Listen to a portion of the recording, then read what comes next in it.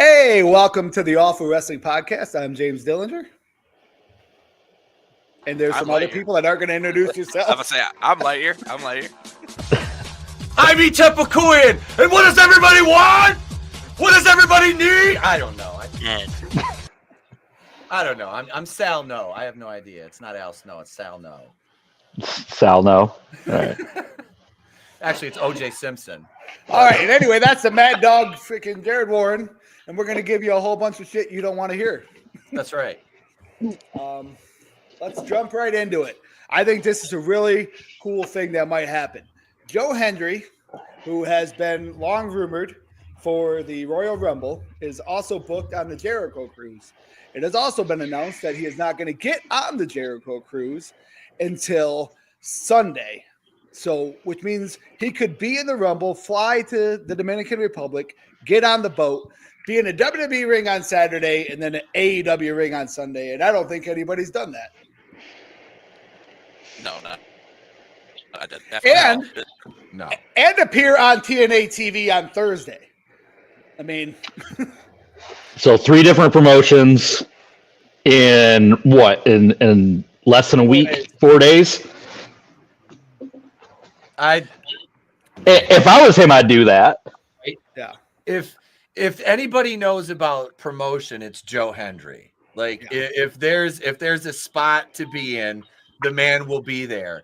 And yeah, I mean, I'm not saying it's gonna happen. I think it would be really cool if it did.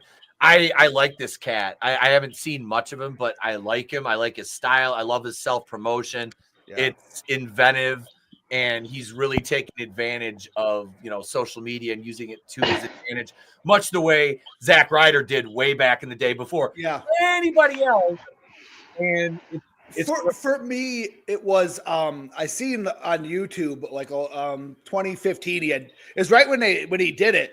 It was like the Hendry ball. It is like a Miley Cyrus wrecking ball entrance, and he comes out in one of those big inflatable balls. Because I remember I showed it to Cody. I'm like, this guy's fucking hilarious. I'm like, WWE should hire this guy and just have him do parodies on everybody.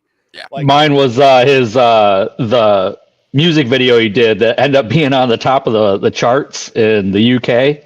Okay, so like the last year or so then. Yeah, that's about when he came on my radar, was about then. I was just like, who's this guy? And then he started putting on everybody's car a signed picture of him. I'm like, that's how you get fucking over. It's like, who's not going to fucking laugh at that? He was literally the only reason I paid attention ICW or whatever that Scottish promotion was over there, because he's fucking hilarious. Like, if you ever get a chance, look at his one on Drew McIntyre. It's the funniest shit ever. It's like, I'm Blue, but it's I'm Drew. So it's like the song. or he has one that's like fucking Will Ospreay Can Fly, which it's like I Believe I Can Fly or whatever. That's a good one too. So the only thing that I see is I don't see it happening that they go ahead and knowing that he's booked for the cruise, actually letting him be in the Royal Rumble. Like, I feel like it's going to be like, remember how for probably 36 years we were waiting for Shelton Benjamin to come back in the Royal Rumble, and we're just waiting for it to happen and waiting for it to happen, and it never did. I feel like cutting out for anybody else. Yeah, you're cutting out a little bit, Cody. Okay, my bad. I think the only thing is that it's gonna number 30 is gonna show up, and we're all gonna be like, all right, here it is, and then it's nothing. Yeah, but why is he getting on Sunday? Why couldn't he get on Friday with everybody else? Why would he spend the money, or why would Jericho spend the money to fly him all the way to the Dominican Republic to have him get on the ship if he wasn't going to be in the Rumble? That's the reason I think it's going to happen. And he also, like, last month or a few months ago, somebody posted, Joe Hendry already fell off. And he's like, that's going to sound real dumb in about 4 months. And it was like 4 months until the Rumble when he said that. Well, I definitely think it'll be cool. And I think it'll be, great for the business, especially to show how it. Somebody that got to work on your mic, man. You're like, something's going on with your mic. Yeah, you're getting a lot of interference, bro. All right, so next we were going to talk about streaming.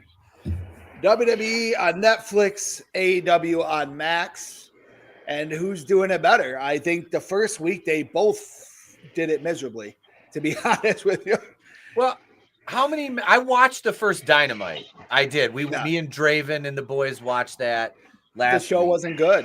No, the show wasn't good. This week's show was really good.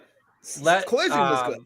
Which I haven't watched Collision since Punk left. Like I seriously, I'm not alone. There's millions of other people that don't watch Collision on Saturday. I can't really tell you what happened on Collision, but I remember I enjoyed the show. But you know what I mean? I remember I didn't like Raw. If I, you know me, if I can't tell you what I didn't like about it, that means it was either not that bad or I liked it. I'm watching on streaming. Okay, speaking of Raw right now, I'm watching on streaming because I don't want to deal with fucking commercials. And I get just as many commercials as I do on cable, and then I get 50 million Netflix plugs from Maggle Cole. And four matches in 3.5 hours? The Rock completely ruining 2 fucking angles, not one, but as Corky Robinson used to say, 2 angles ruined, because the last time we saw him, he was beating the shit out of Cody Rhodes. He hated Cody. He was going to fuck. And then you could have had a deal with him and Roman, and Rock's like, oh, buddy, hey, buddy, I love you. Hey, Cody, you fucking duck-billed platypus without a beat. I meant to put that in our private chat, but anybody watching also share us out on your X and Facebook. Yeah, no shit. It was a waste of time. He's shouting out Netflix executives. Yeah. Like, what the and Drew, I'm sorry, but the burial of Drew McIntyre continues because you're putting, I don't give a shit how many t-shirts he sells. Yeah. You're putting a mid-card jobber over on the one true monster heel you have that can be taken seriously, that can work like a motherfucker, that can cut a promo, that looks like $1 million fucking dollars, and you put Jey Uso over on him. Granted, it was a quick finish, but I'm like, Drew McIntyre said he was going to go through everybody in the roster and get through to Roman Reigns. Yeah, he can't even get through a fucking jobber. I don't know.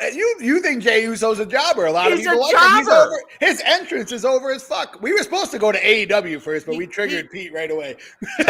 He doesn't. But why do you have to sacrifice one of the best big men in the company who you just signed to a new contract to this fucking guy? Okay. It makes no sense. So let's just start off where we were going to talk about. This guy right here puts together that package, or has his media team put together that package, which basically says that this is all a work. At the beginning of the wrestling show, during the wrestling show, this is a work. Everything we do is fake. Why would anybody get lost invested? Then at the post show, doubles fucking down on it. Like, fine, we all know it's a fucking work. And if you want to talk about it in the post show, it didn't really bother me. But they made it part of the show. Like, they opened the show by saying, this is all fake. Why does anybody going to get emotionally invested in? You know, it's hard to, they don't make a fucking TV show and then say in the middle of the show, by the way, this is all fake. When the character would never say that. That's in the middle of The Walking Dead. Rick Grimes is trapped alone in the middle of 100 walkers, and he walks up to one of them with his fucking Colt Python, holsters it, and starts tickling the zombie's nipples. Yeah, like, it doesn't make sense. There's no suspension of disbelief from that point on. None.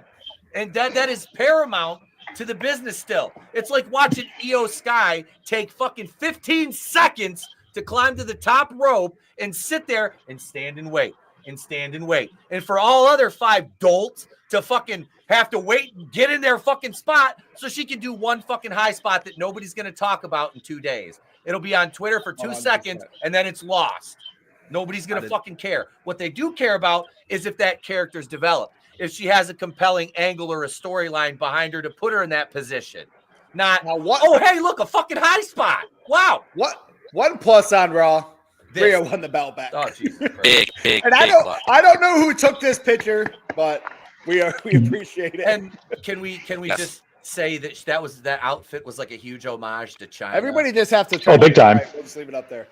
Yeah, it was an homage to That's China. fine. That whole outfit was the best part of Raw Netflix. So. And I like what they're gonna do. Try to have Dom make up with her, so that's gonna do a tiff with Liv. So I feel like the Judgment Day is going to finally come to a fucking end, which it's ran its course. Yeah. Like, I'm surprised they haven't fired JD McDonough yet. Yeah. Like, really, I mean, what does he do? Intrinsically, what does he bring to the table in terms of value? Oh, he's going to be done once they're... Yeah, once the Judgment Day. He can't... His big head can't stand on its own. His neck's not strong enough. No. Like, hopefully they do something with Carlito after that. They should have been all along. They should have never brought him back to do what they're doing with him right now. Yeah, he can still get over. Like, easily. And he looks great. Like, physically, I think Carlito looks better now than he has in his entire career. Oh yeah. Carlito looks better than both the guys in the main event. Yeah. So. Oh, absolutely. 100%. So then we have I don't know what's up. I don't care about this. No, next. I give 2 fucks less. Next. Like, does anybody really care about this? Like, I mean, maybe we're too old to care about it because he wasn't over with us. Because, like, when he was popular, we wanted him off the fucking TV. You know what I mean? So I think it's all these little kids that like him grew up and they look finally at Cena. You know what I mean? I tell you, my son, he was watching the replay, and he likes Cena, but he's 9. That's like that's who he's marketed towards. Yeah, absolutely. And I'm like, and I'm not even questioning. I'm like, I can see the appeal as a 9. That's why 30-year-olds now, that's who they grew up with. Yep. You know, that ruthless aggression era. It's why we love Hogan and nobody understands it. Right. Yeah, nobody's gonna understand that. Let's talk about that. Okay. There's no Hulkamania in California. There's no Hulkamanias here. Here's the thing. A lot of people, they're dogging on Hulk Hogan, and for good reason. But here's the thing. They think this is a big story that he got booed out of the fucking arena.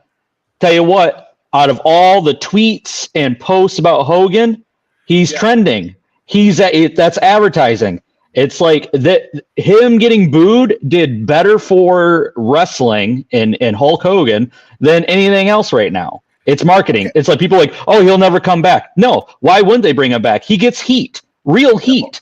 And plus he's in California in an area where politically he's not over. He is hated, which is fine. And the thing is, Hulk Hogan doesn't give a shit about the fans anyways. He's only there to get money, his brand, his beer, you know. And the other thing is like, you look at the other side of the coin on this. You had an appearance by Hulk Hogan, right, on Raw. But then you had Undertaker, who's there to put Rhea Ripley over. Not about his brand, not about anything. That was a real moment, and that's a real legend right there. So you have that contrast. It's like Undertaker pulling up on his Harley, you know, helping Rhea like with the belt. That fucking great. Hogan getting booed, that was great too. It's like I grew up on Hulk Hogan. I loved Hulk Hogan as a kid. Hate his guts now, but I appreciate what he's done too. Yeah. So I thought this was a really dumb fucking idea to bring Hogan in a liberal town and have him promote his beer.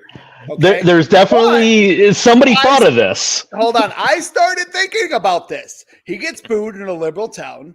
So all the good old boys and all the people that love America are like, these fucking liberals are booing Hulk Hogan and his how could they? Beer.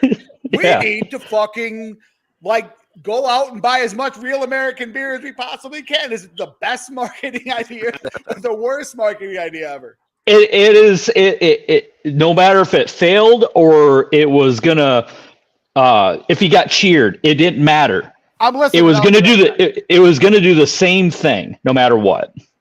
Yeah, I was surprised. Like, I remember because James was at work and he wasn't caught up, and I told him I was like, I'm utterly shocked, and he was like, shh, don't tell me anything, no spoilers. And when he seen it, when he's like, wow, Hogan really got booed, I was like, yeah.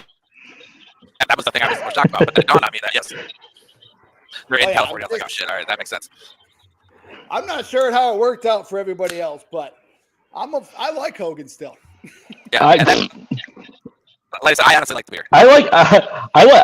I've had his beer. It's not bad. Good beer. Actually, fuck if you like Hulk Hogan or not, this beer actually tastes pretty goddamn good. Sean Stockmeyer got me one. Yeah. And I drank it as I did commentary for one of my shows. I just drank that for the show. I'm actually drinking coffee. Oh, yeah. Wait, oh shit, I realized I didn't have my camera on. Sorry, I just got done tweeting everything. I got So anyway, water. I got water. More on Raw. The main event, it delivered. I think it's one of the best matches Punk's had since he came out of retirement, AEW or WWE, barred the Hell in the Cell match. And that's in my opinion. That was good. That's probably his best match. I just hated the finish. But like we were talking about with how are you setting it up? Like what's where you got something going on with your mic still, man. It's like cutting out. We only hear every other word. No, I think the problem. Yeah, the finish was. Well, didn't they mirror the finish of him and Moxley? It was like from. I don't think Punk should have went over anyway. I think that Rollins should have went over because where do you go in the story? I don't think Punk should have went over on Drew McIntyre, but that's just me. I don't see the benefit in putting Punk over on McIntyre when Drew's the one that should be getting the push. But I agree with Punk being at a high level because the guy brings money. He's a draw. Yeah. People love CM Punk. I don't. I'm anti CM Punk. I've always have been. There are people like him. There are people that like him. That's fine. I'm not. I appreciate the work and what he brings to the table, but I'm not a fan. I never really have been. I've discussed this. You know, Steve Amani used to work with. I know Steve. So me and him are talking about it. Neither of us know CM Punk. We know a lot of people that know CM Punk, and we're saying, okay, the guy draws, and we have no doubt in our minds that he's a piece of shit because nobody I've ever known that does know him has a fucking good word to say about him ever.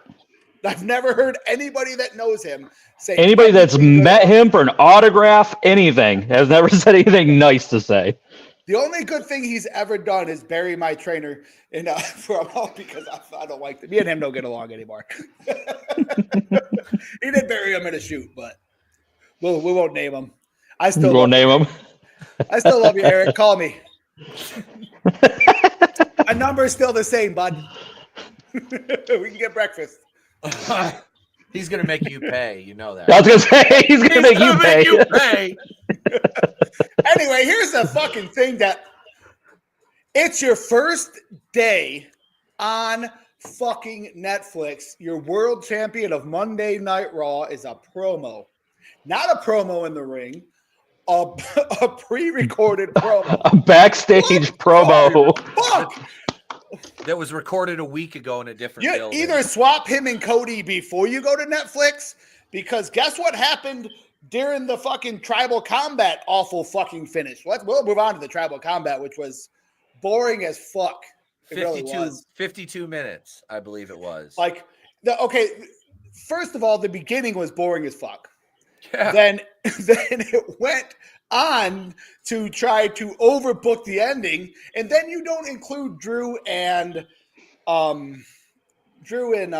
Jay in it because they got a match later, but they're a heavy part of the fucking storyline. Why would they not come out, match or not? Why would they not come out? It makes no fucking sense for them not to come out. So then you got this dickwad goes over, which he should have went over. Obviously, Solo isn't getting over. Exactly what they said would happen. They bring in Jacob Fatu, and he overshadowed Solo, and Solo looks like ass. Even fucking Tama Tonga overshadows him. Oh, Tama Tonga is fucking awesome. Tonga Loa is this close to being more over than Solo. Real close. Tonga Loa throws he's worse than I am in the ring. Yeah. So you got this hug that goes on. I don't actually have a shot of him and Cody getting along. You know that's just going to be a triple threat at Mania. This is night 2 WrestleMania main event. This guy is losing that belt to either Punk or Rollins before Mania. Yep. I will put my fucking money on it. They have absolutely ruined Gunther. They have ruined him. Yeah. There's no his entire title run has been an afterthought. Well, when they did that whole thing on the commentary, they're literally, oh, he's shooken. He doesn't have that confidence and stuff like that. As soon as he started saying that shit, I'm like, oh, fuck, they're going to bury his ass. Yep. So we got this. What are they doing on SmackDown Friday? You guys have any idea? Like, No. what are they going to do with the rest of the bloodline? Like, you killed Solo Sikoa. You killed him. He's done. There's no, I don't know how they bring him back. You can't. How do you bring him? You let them disappear for a bit, and then the fans tend to forget, and they're like, "Oh, fresh restart." This was an unstoppable monster. Cena put him over, and then you had him lose, and then you made him a main eventer. Like in what, a 6-7 month period they did that. Like he won at Crown Jewel against Cena. And then they did fuck all with him till after WrestleMania. And then by SummerSlam, they wanted us to buy him in the main event with Cody, and nobody bought it. And nobody bought it. That was all to bring it was overshadowed by Roman coming back. Mm-hmm. So I think that's about all I want to say about Raw. Anybody have anything else to say about Raw?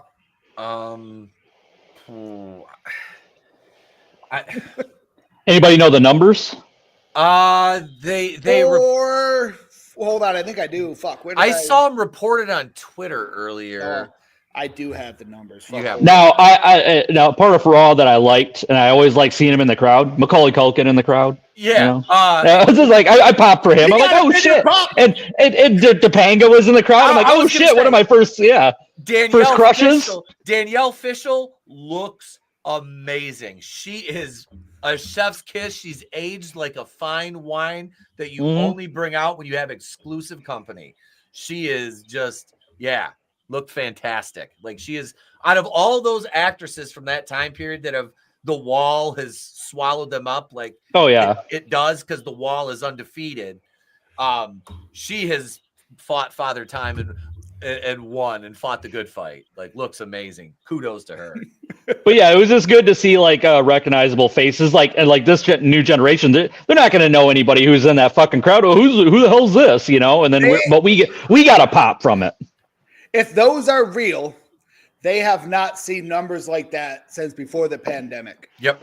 2.6 million in the U.S. They have not seen numbers like that since. Pandemic. Raw was drawing that after WrestleMania this year.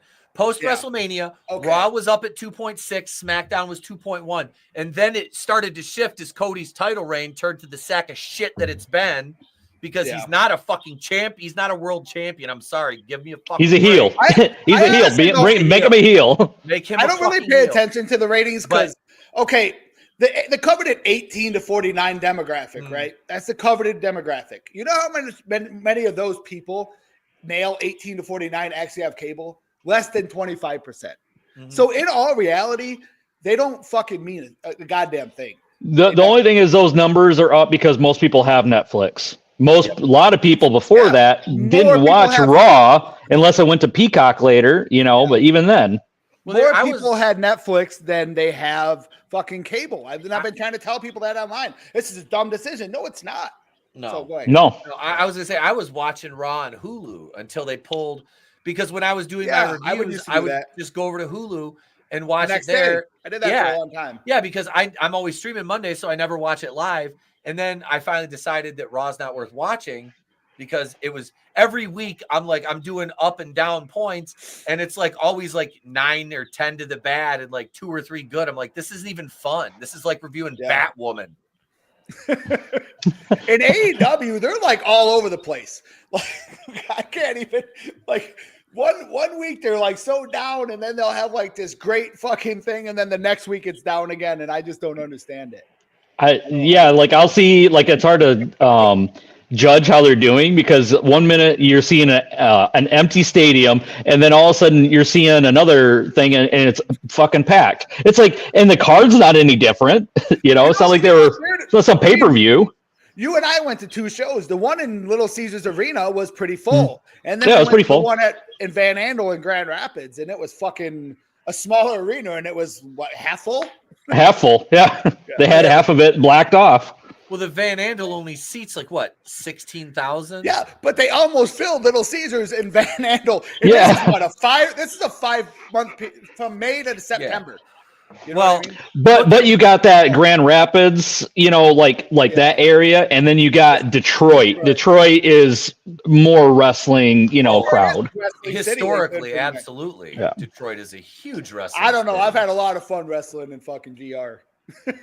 Yeah. I've had a lot of fun wrestling in Detroit too, but Grand Rapids is always going to be special to me. That's the first place I met your buddy Buff. There, Pete. Buff Bagwell? That's the first place I met him. Dude, he's like I said, when he responded to my comment, he was so fucking cool about it. Especially when I brought up the Andy Sedaris movies, his eyes lit up. He's somebody I do want to try to bring on and talk to because I like him. I respect the dude. And he's one of the veterans that I like listening to. Like Steven Richards is one of the most brilliant minds. I love Steven Richards. He's amazing. Fucking good. He is so and the thing was if you really go back and watch his in-ring work, he's so good.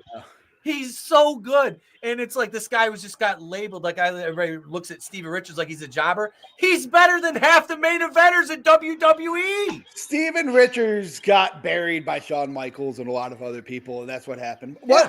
He's talked about it. Yeah, he's more than talked about it. Like over and over. Yep. And like the right to censor gimmick, they gave him a shit gimmick and he ran with that and got that thing so over. Yeah. And then they fucking killed it. They just killed the gimmick. Well, that was the whole point. It was supposed to be like to bury a bunch of people's careers, and then when it got over, obviously that pisses Vince off. So he wouldn't shat on somebody. Yeah. What about this? Look at I just realized this the other day. It's my birthday. It is your birthday, but it's also Easter Sunday. Yep. WrestleMania is on Easter Sunday. So Vince is or the WWE is actually competing with God. They are, I guess. It's just I don't know, like that. He has risen. Good thing it's in Sin City. I mean, a lot of people, like. I'm not super religious, but I go to church like 5 times. That's what my wife has. She has 5 times a year to force me to go to church. And I'll go with her more, but I say I'll go with you 5 times if you ask me to go. I go twice a month. I teach at a Catholic school. I'm not Catholic at all. She's Catholic. She wants to go to the Catholic. I go with her if she wants me to go. Yeah. But either way, a lot of people celebrate Easter. And a lot of people go to resurrection plays and shit on Easter Sunday night. Yep. Like you're right to really competing with God. You are. But honestly, it's we're the people that are that devout, were they going to go in the first place? Probably not. Will they still watch? Maybe. I'll be right here. The time though, it's like Easter Sunday, it's all about Easter morning. Yep. At night, it don't matter. That's the fucking point is they have NXT freaking takeover in the morning. They're going to. They do every time they have an NXT show in the morning. So we're going to do a 1:00. People aren't even back from Easter because people go to church. Mass isn't even over yet by that point. Yeah, even if we normally eat at 1:00, we meet at a restaurant or somebody's house or whatever after church or whatever on Easter. So people aren't even gonna. Here's the thing, though. We're looking at the American numbers. Yep. It's you got to think over in India and stuff like that, where they don't celebrate Easter. It's like Christianity, where Christianity isn't as high. The numbers are going to be bigger on that. So. Okay. Yeah, I got you. Have you got? Actually, I don't have a thing. I wasn't even going to talk about it, but Royal Rumble in fucking Saudi. Oh yeah, you people should fucking boycott that. Okay, we put up with fucking they run into the Crown Jewel or whatever. They're taking one of the main pay-per-views over there. This are factual numbers. There are almost 750,000 slaves in that country. What 1 in 25 people or some shit? Or no, 1 in what's the numbers, Pete? I don't even know. 1 in 1,000 people or some shit. I think so. It's a slave, something like that. It's a pretty good percentage. There's more people enslaved now in the modern world than there's ever been at any time in history. And most of them are in that country. Yep. Yeah. And they do these things. They do these sports things like this in UFC. and they got their whole Riyadh season shit, and it's for publicity, and that's it. And now WWE has Riyadh season on their mat. On their mat. It's on their mat. It's all real right across Real American Beer, Riyadh season on the other two. Dude, I mean, yeah, the sheer amount of human rights and WWE. Now and I'm not saying WWE is like a woke corporation, because we all know that's simply not the truth. It's not. But they are, hey, we value women, for example, and women's rights. They're not overboard with it, but you can see that they like to put their females. They're not using them for just TNA anymore. They try to give them their fucking their shine, so to speak, and they're gonna have all these broads in fucking bodysuits over there, full bodysuits. In the Rhea Ripley's not gonna look the same. No, she didn't when she was. Oh yeah, it's such a bad look. Now hold on. Now if you could take Rhea Ripley and put her in a a cat suit, zip up leather cat suit, make it look all Mad Max, I'll buy that. Yeah, just put that back up there for a second. There we go. Can we just have that painted on her bodysuit? Yeah. Does that count? Yeah, because we all or hold on. Let's put her in just a green, like a full green jumpsuit, and then we can just add whatever outfit we want to her in post or live, whatever country you're in. Yeah. Okay. So we actually had some AEW topics that we were supposed to talk about before we went. Okay. This is the one me and you have been talking about for a long time. Oh my God, dude. I have been beating this drum for years and years and Let's years. push this motherfucker. Fucking Tony Khan, his dumb ass. He's over as He fuck. hates big guys. This guy gets cheered when they were over in the No. UK. They were cheering Bobby- the fuck out of him. Bobby beat the shit out of Mark Briscoe on fucking Wednesday. So he's coming around because he knows he probably spent a lot of money on Bobby. Yeah.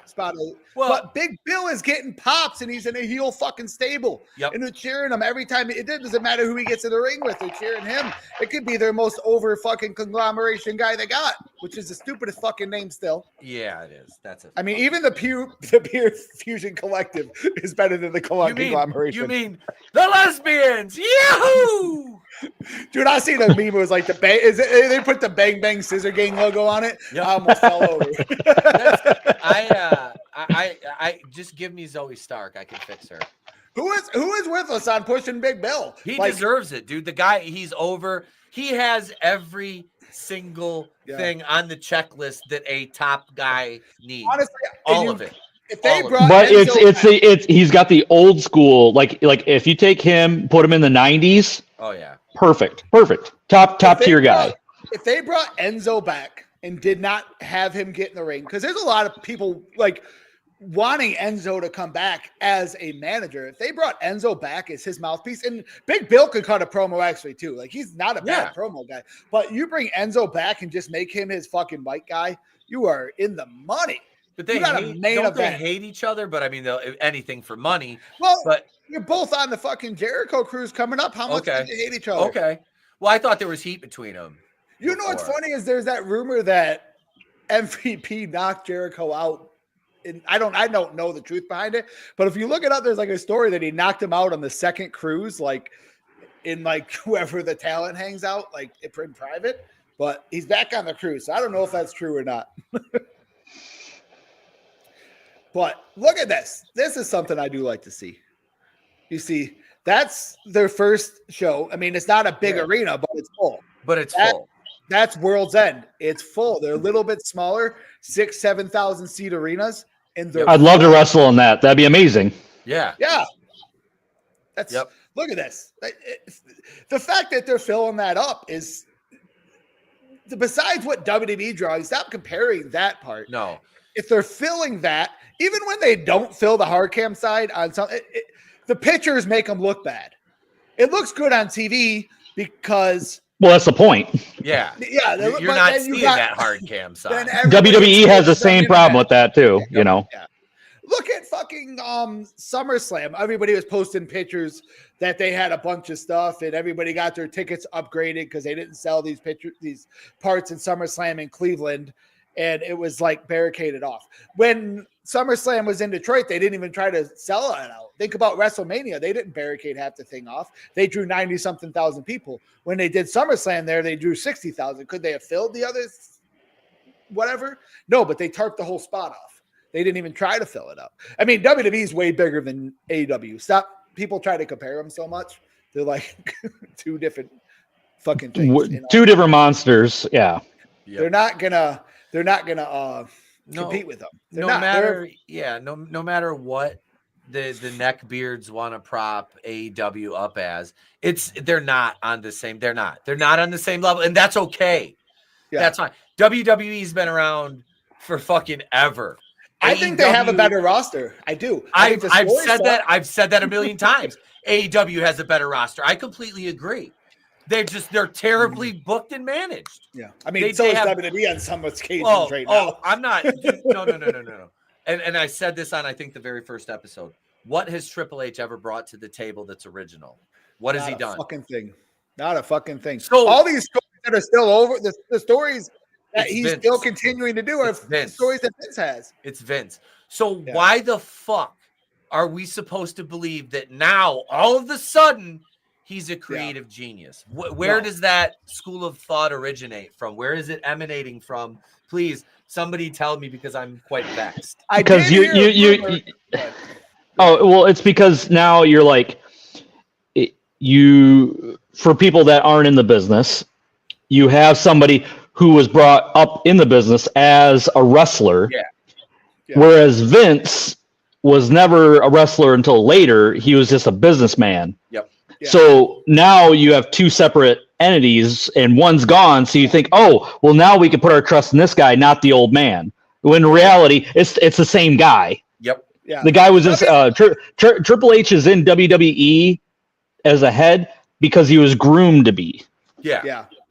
See, WWE likes to paint this narrative that they were the only people trying to take over wrestling at the time. Really fucking stupid, because really Gagne and fucking Jim Crockett were trying to move into everybody else's territories at the same time. I don't know why WWE does that. Vince McMahon's a fucking genius. He put those guys out of business. Yep. Fucking Vern Gagne was already in Arizona and California. Like, read the book, The Death of the Territories. You're gonna see like everybody. What's that fucking Ole Anderson and all these people were trying to do stuff to like infiltrate everybody else's territories, and Vince just did it better. Yep. Well, Vince just did it. Like he seen who was the top draw in everybody's territory, bought them, buried them, so they couldn't go back because they wouldn't have the same steam. Yeah.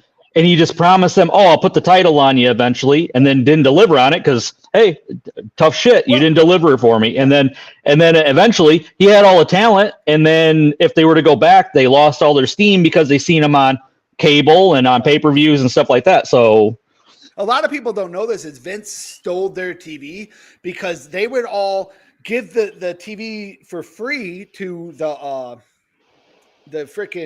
the TV stations. Yeah, they would hand deliver tapes. They would get to keep all the advertising revenue, and they would give it free. Vince went to those stations and paid them to air his show.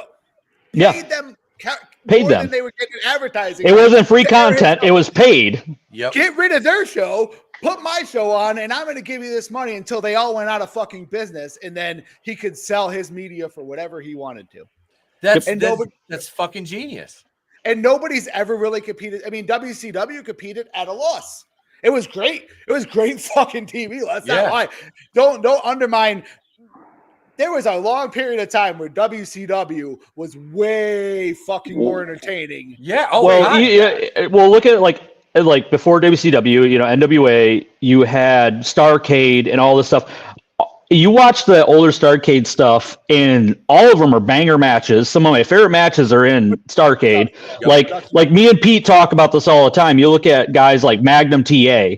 What would happen if he never got in his car accident? They would have been making so much money. They would have drew so much more. At that point, that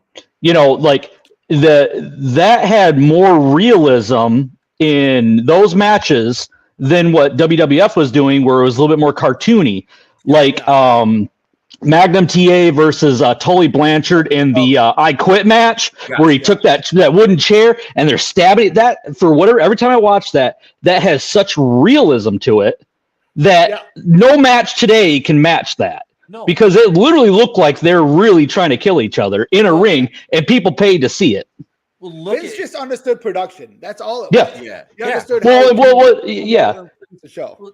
And they promoted the realism, but then when WCW came over, I told people, like, when I tried to explain it to them that never watched the older stuff, WCW had this game show look to it. It had this tinsel and sparkly, and everything was really bright, and I think that was to their detriment. It looked too much like a game show. Yeah, where WWF at the time had a little bit darker tone at that moment, which was weird because NWA had the darker tone. Yeah, and then there was that big flip in, and then WWF started doing all the neon and all that other bullshit too. WCW like filmed their shit on a sound stage, and I know WWE filmed in smaller places, but not as small as what WCW. It was doing. center. It looked like The Price is Right. It was Center Stage Theater in Atlanta, Georgia. That's where they did. Yeah, and that was back. You're talking when Saturday night was the main show. That was it. It was Championship Wrestling on Saturday night at 6:05 Eastern on Superstation TBS. And I want to go back to Jared's point about Arn or Tully and Magnum, because we've talked about that a lot, because I'm going back and I'm finding my older wrestling magazines and I'm just reading through, and the way that they had Magnum TA built up in those. I mean, this guy was Tom Selleck with muscle and long blonde hair. He could cut a promo. Yeah, cut a promo. His in-ring ability, like, women loved him. They were all rushing in there to pay for Magnum tickets. You know, they were going to go see Magnum kick a guy's ass. You know, it's like, you can't now, if you compare Magnum and Hulk Hogan, the kids are all after Hulk Hogan, but the adults with the money buying the tickets are going to go see Magnum. And he's one of the guys that could have took Flair's spot. We discuss all the time, like, can you imagine Bret Hart against Magnum TA? Can you imagine The Undertaker and Magnum? You know, like Andre the Giant and Magnum. It's like the only thing is Vince would have grabbed him and then buried him. You know who Vince would have grabbed, and it breaks my heart he died? Gino Hernandez. Every time I see a fucking Gino Hernandez promo, the guy was great in the fucking ring, and he was oh my god, everything he said, he was like the first, I think it was like the first really, really, really good, like, modern promo. Like Flair was, but like, I don't know, he really was, I don't know, I can't explain it. I don't think Flair could cut the same promo today and get it as over as he did back then. I think I think if you pluck Gino Hernandez out of the 80s, and they're very similar promos, I can't even really explain it. I just think Gino was better than Flair. I really I agree. Flair had this sense of confidence when he would say his shit, and he was always screaming at you with all the confidence. You know, it was almost like some drunk guy in a bar, you know, picking a fight with somebody, but you didn't want to fuck with the guy because you know he could kick your ass, and that's what the part that made his promo so believable, especially back in the day. And you know, especially when he was in the studio. We're drinking real American now. That ain't gonna work for me, brother. Yeah, that ain't gonna work for me, brother. I gotta upload one of those GIFs over here. No, man. You're talking about the Careful. I'll upload my January 6th clip up here. Oh no, we still love you, Hulk. They booed him on January 6th. Them are his people. Right? Damn it. Right? They should have booked that show in freaking DC. All right, come on, everybody. We're storming Raw. We're gonna storm Raw. Hogan's there. We gotta get in the building. It's ours. They won't let us in. Sit on Triple H's desk. Put your antlers on. Where's my antlers and loincloth? I think the Viking Raiders or War Raiders or whatever, the tag team champions. Okay, these motherfuckers were just like Vikings 2 weeks ago, and now they're fucking bikers. What are they, Ron and Don Harris? Were they even on Raw? I didn't see them on Raw at all. No. Okay, I didn't mention. These why? Why do you have active wrestlers sitting in the fucking crowd? Yeah. Why is Braun Breaker sitting there with the Intercontinental title in the crowd? What the hell Why is he happened not on on your camera show? This guy should be up where Punk and my. Rollins are. Why the fuck is he sitting in the crowd? Like Right. what world does this like? Oh, look, here's WWE superstars in the crowd. Why aren't they in the ring? Why aren't they cutting a promo? What the fuck are you doing? The only time you do that is if you use them in a spot. Like, remember, what was it, a WrestleMania where they grabbed John Cena out of the crowd? Yeah. You know, like stuff like that. Or you use them in a spot to call them out. And, you know, like the one time, you know, all of Bret Hart's family was all sitting there. Yeah. But they used them to get heat. Cena was suspended. That made sense. Yeah, he was suspended the one time, and then on WrestleMania, he didn't have a match. Yeah. Don't put them down in the front rows. That should be used for angles or people buying tickets. If not, get your ass up in the top and get in those nice bougie suites that they have. They're just sitting there. Yeah, not doing anything. I'm gonna motherfucking lose. I'm gonna fucking have a heart attack. Fucking Braun Breaker should not be sitting in the crowd. This is a stud. He's your main event guy for the future, not Punk, not fucking Rollins. Mike hit it on the head. Mike hit it on the head. It is. That's what it is. It is. It's TKO. It's UFC tactics. It doesn't mean it's. I'm sorry. Is somebody? It just does. It doesn't mean it's not. I stupid. like when they do it with the NXT because you're introducing them to the crowd that might not be watching them. Yeah, NXT gets lower ratings. But these are people everybody already knows. They're all active fucking roster members. Stop it. Thank you, Killer Pizza. We appreciate it. And is that Ray? I think that's Ray. If you want to help, yeah, that's Ray. Send me blood pressure medication. But no, it is. It's just fucking stupid. Like I said, man, you got all these. Like Rey Mysterio, I don't give a fuck. You're 55 years old. Get the fuck out of here. I don't care. I don't give a fuck about Rey Mysterio. I never gave a fuck about Rey Mysterio. Fucking bring Penta in, get rid of Rey. Thank you. God. Well, he's working Gable Monday. He's in the Hall of Fame. He's in the fucking Hall of Fame. Why do you put him on the Hall of Fame and then leave him on the fucking show? Why? Retired wrestlers go in the fucking Hall of Fame. Because Triple H is a genius. Because they don't want to put people that deserve the Hall of Fame in the Hall of Fame? Because Paul Levesque is a genius, guys. Listen, Charmel is in the Hall of Fame. Every year somebody says so-and-so didn't deserve the Hall of Fame. Charmel is in the fucking Hall of Fame. A Nitro girl who managed on WWE TV for a year and a half is in the fucking Hall of Fame. It means nothing. But she had to say, now presenting King Booker. It means nothing. It doesn't mean anything. That's It's the same as the walk of like, you know, all the stars in Hollywood. Yeah, the Hollywood like walk. People think like those are honored to people. Those actors have to pay for that. People don't know that. It's that doesn't mean shit. And the thing is, when all that glitz and glam is gone, Hall of Fame.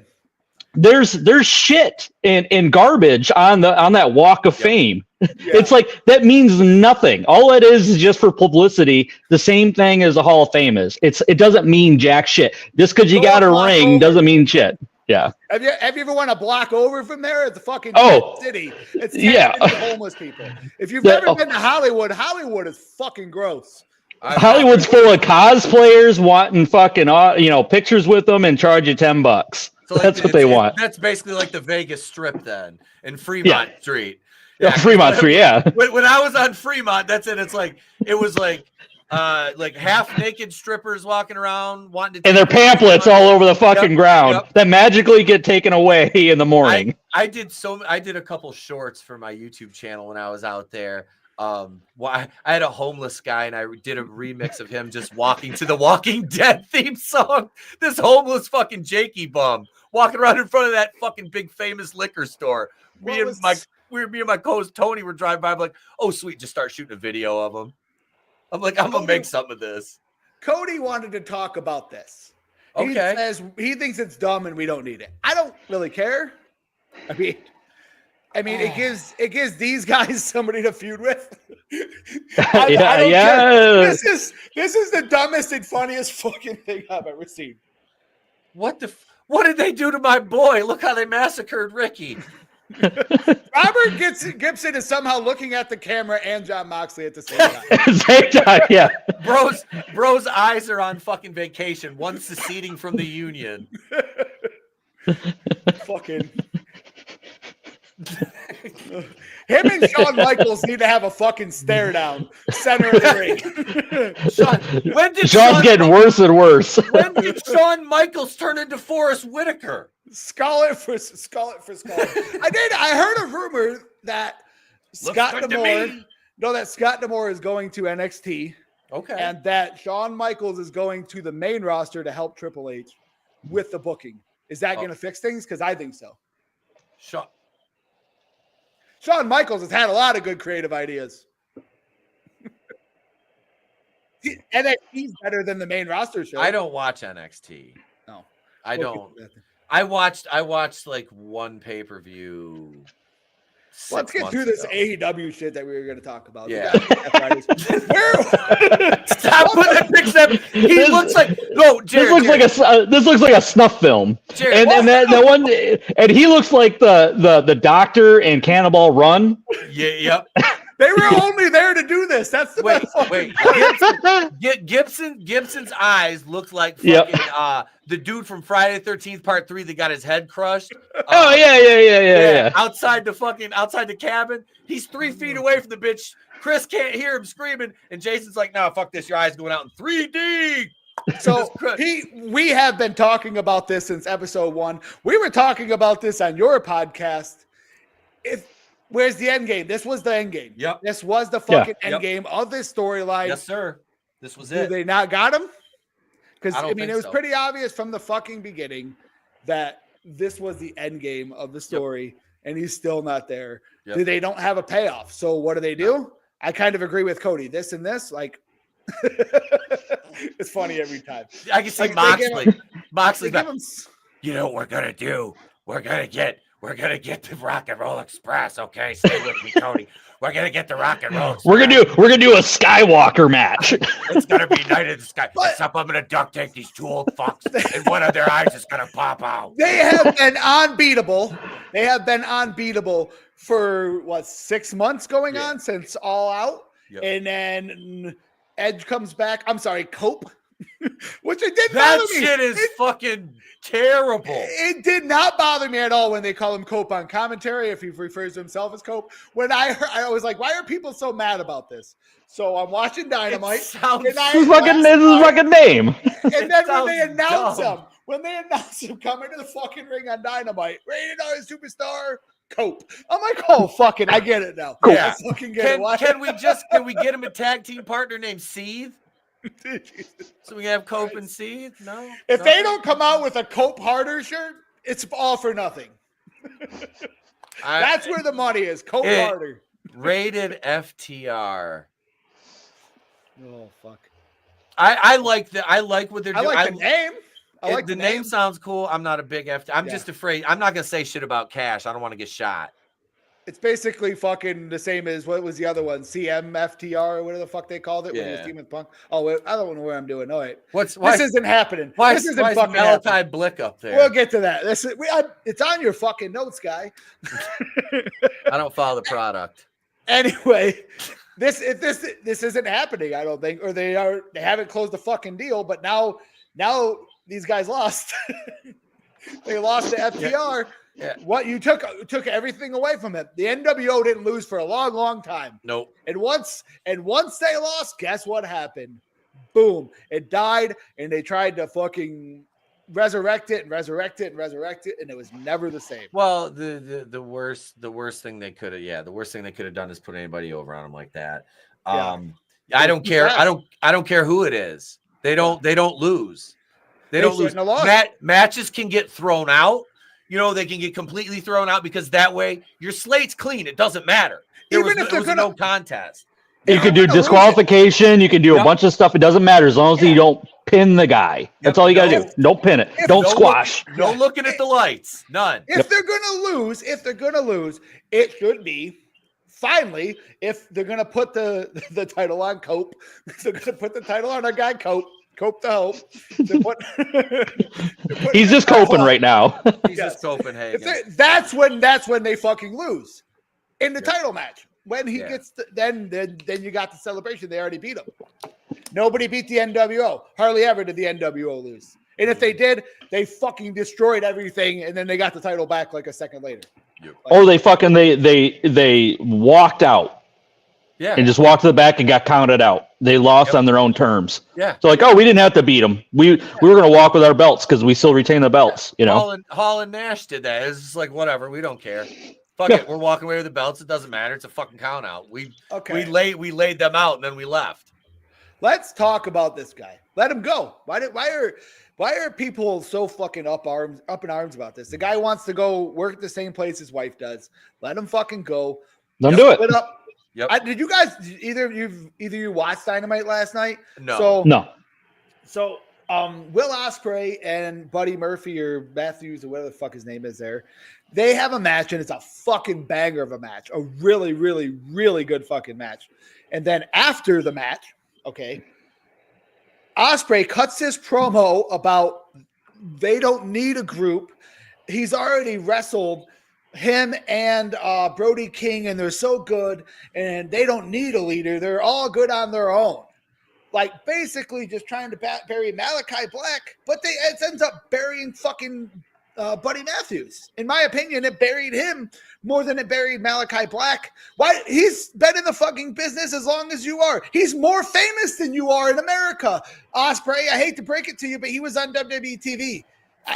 I'm sorry, AEW fans. Like, Ospreay is a way better wrestler maybe than Buddy Matthews. Buddy Matthews is more famous. If they both showed up on Raw tomorrow, more people are going to know who Buddy Matthews is than Will Ospreay. Yeah. And that's not a knock on Will Ospreay at all. It's just in America, he's more famous. Well, I mean, and look, just look at their overall aesthetic. Which guy looks like a wrestler? Which guy looks like a wrestler to me? We can play this game. They're both in fucking phenomenal. Ospreay's in shape, but look, there's not even a fucking comparison. Buddy Matthews is stacked. In terms of physique, and Buddy Matthews can do the shit that Ospreay can do. Yeah. But he looks, I think, I always lean more towards that style, that physique. Yeah. Because to me, I'm like, the dude is built like a fucking He-Man action figure, bro. Like, and he can. But that's like instilled in our brains from when we were kids. You know, it's like you look at wrestling. Yeah, we like the big muscular guys because we looked up to those guys to be larger in life. The style of wrestling now is get fucking in shape guy with hardly any body fat on him, with like hardly any muscle either. And he can do all the same moves that the guys in the 80s and early 90s could do when they were all on roids. You know what I mean? It's 35 doesn't understand why we like Hulk Hogan. They don't get it. They will never get it. No. Because you can't go back and watch those matches because you know the outcome. Hulk Hogan was an amazing storyteller, which is a big thing kind of lost in wrestling now. Is like emotion. It's dead. It's always dead, bro. Like AEW, Masicos. We just care about dude. I don't give a fuck. You can give me the best match on earth. If there's no build to it, I don't give a fuck. Yeah. I'll appreciate the art. I'm not. There are some guys there telling stories still. But I think Ospreay, since he's came to AEW, he does tell stories in a lot of his matches. He does. He isn't no-selling as much as he was in Japan. It's the same as Omega. Omega's the only person in the whole fucking elite that I like. That's the thing though, is like they're taking the Japanese storytelling done in the ring with the way you set up your moves, and they're taking that and bringing it over into the ring. Here in the States, that's kind of lost on a lot of people. Because it's that different style. Well, the crowd always reacts. If Tony could build matches and just stop saying dream match, every fucking week is a dream match. Not every week, every fucking match is a dream match. Build it. Build the fucking it's a dream match. Build it up. But, if that's a dream match that everybody wants to see,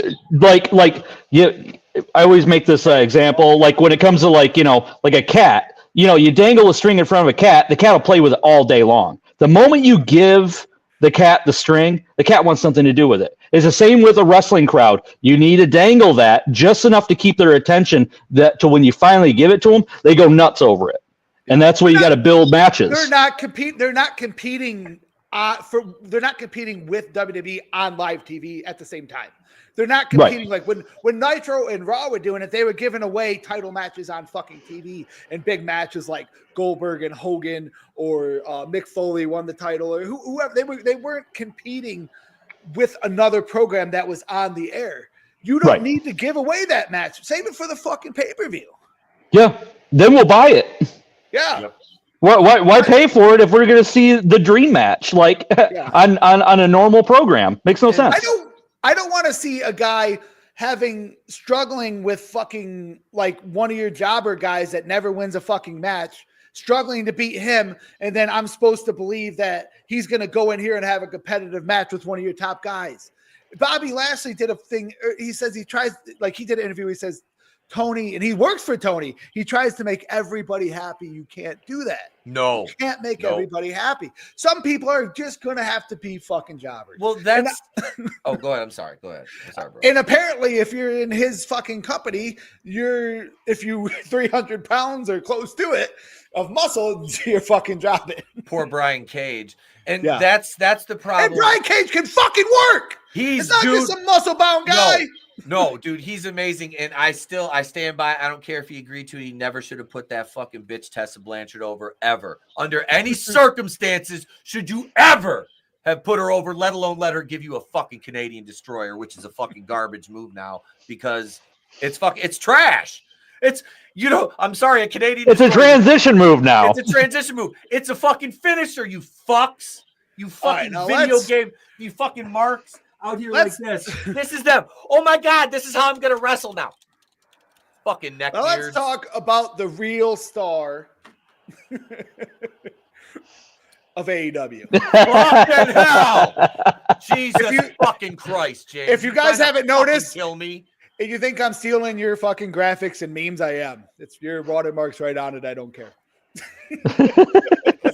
That's fucking hilarious. Why does she have all these belts, and why at Dynasty? Okay, so she's a heel, right, in AEW, and maybe I don't know. I don't follow the New Japan product enough to know if she's supposed to be a babyface there or not. I don't know if Mina's supposed to be a babyface, but it's a co-branded fucking match. Okay, They end the match when Monet sticks her hands out for a handshake, and Mina slaps it away.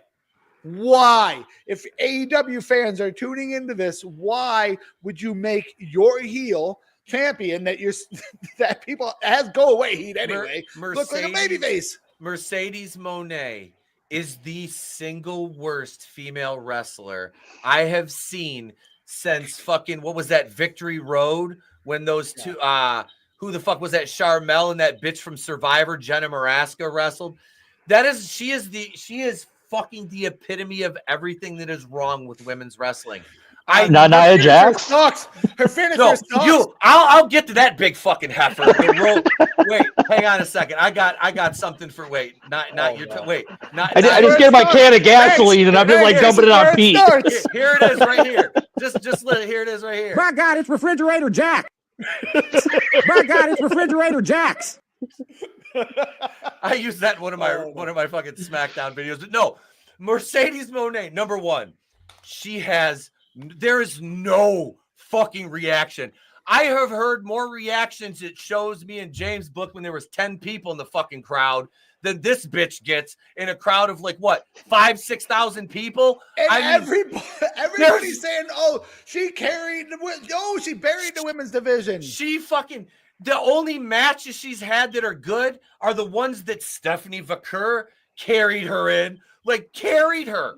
Fucking Chris Statlander has fucking Let's just get a round of applause because, guys, thank you. Time finally. And we have talked about this. She is the best worker to come from a non-wrestling background. Yep. I don't give a Hands fuck down. what you say since Kurt Angle.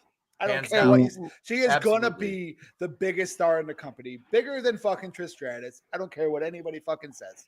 She's gonna be one of the biggest women's stars next to Rhea and Charlotte. She works Yeah, better than I agree. She works better. She's got a good look. She gets good heat. Oh, yeah. Women don't like her, Nope. like fans, which like I got friends that are women that watch it. And they're like, I fucking hate her, and I'm like, oh, she's doing her job. Yep. But she can back it up in the ring with her wrestling ability. But they don't like, her body. They want to pick her apart, and I'm like, yes. Yep. It's like that's old school heat Yep. that you're attaching to a character. But being inside the business, Green, Yep. another one. Another fucking star. Chelsea's fantastic. Yeah. Wait, you gotta do it right. You gotta do it right. Chelsea Green. You gotta do it right, man. She's got a smart mouth. Her outfits piss people off. It's like she gets the heat from the women, which is great. It's awesome. It's like if you look at the other side of the coin, like look at somebody like an old school one like Rick Rude. Yeah. He would get heat from the guys because the way he looked and the way he moved, and then they would always show pictures of like, that they pan the camera on the women, and the women are always licking their lips and like taking their camera, disposable cameras out and taking pictures of Rick Rude. That's that old school type of heat. It's like you got a wrestler who can back up how they look. Yeah. So you got the titles. The SmackDown Women's Division is going to get better, like bar none. I think the best thing they could do right now is turn Bianca heel and have her. Thank you. With Tiffany. Everybody's been saying Jade. I'm like, no. Bianca. I don't think Jade's coming back. I don't give a fuck. She's Bianca. You need to make the heel turn where they cut her fucking hair. Yep. If you want, beat her with it. Yeah, if you want Jade, I don't know if you fucking fire her and bring in Queen Aminata. She's everything Jade is, but talented. Dude, okay. Sorry. Queen Aminata. Funny story about her. She used to live around Cincinnati. One of my good buddies, Loudy, he came to the show with me back in April. He knew Serge. So Loudy's talking to me, goes, hey, and he goes, I ever tell you, he goes, I used to work at Foot Locker with Queen Aminata before she was in the business. She had no idea. He's like, she asked me because he trained until he had a couple concussions. He had to quit. But he's like, he steered her to training. And he's like, it's kind of cool to see that she like followed through because she was a huge fan. He said she was like she was, I think, a Stone Cold fan. He said they heard Jade. She's really talented. I've seen really her. Good. Yeah, she's really talented. Good. And yes, Cornelius, I would pay Jade to step on me and just say demeaning things to me. I'm not even looking. I'm checking the chat. Mercedes. I like that. That's for my guy Pete right there. I'm good for 1 or 2 a night. Usually, that's what she said. No time. Oh, Jade is hot. She was, dude. That's another one. She's perfect. That is, if I could like just handcraft and mold and design a female, that is it right there. That is looks like everything you'd want. She was hired on her looks. Yep. Why the fuck did they hire her though? Because their performance center wasn't going to make her better. List of people that fucking Dustin Rhodes worked with her. Yep. Brian Danielson worked with her. Fucking Tony put her on an island. She was just like Goldberg. She was female Goldberg. But she worked with some of the top people in the fucking. I think even like Ron Simmons worked with her before she came. Mm-hmm. I looked at a list of people that worked with her while she was at AEW. But the thing is, like the way she wrestles, though, I've made this argument before. The way she wrestles is if Moolah trained her. Yeah. You know what I mean? Like WWE books her worse. Tony Khan booked that person better. He booked her like a star. Better, he booked her like a star, but he put her on an island when she was in singles competition and she was winning squash matches. They were very short. It minimized her weaknesses, but there were those times where you would see those glaring deficiencies.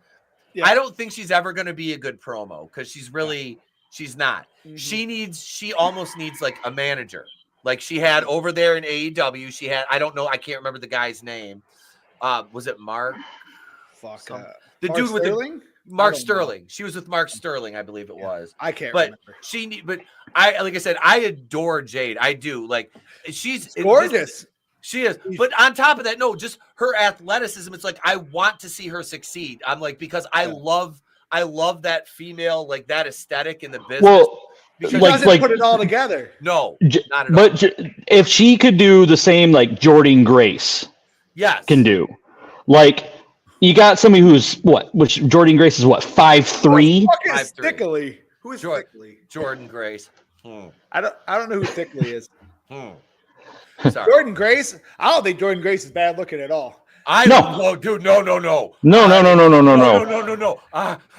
I met her like a couple months ago, and she's a fucking midget, though. Yeah. Oh yeah, 5'3". She's 5'3".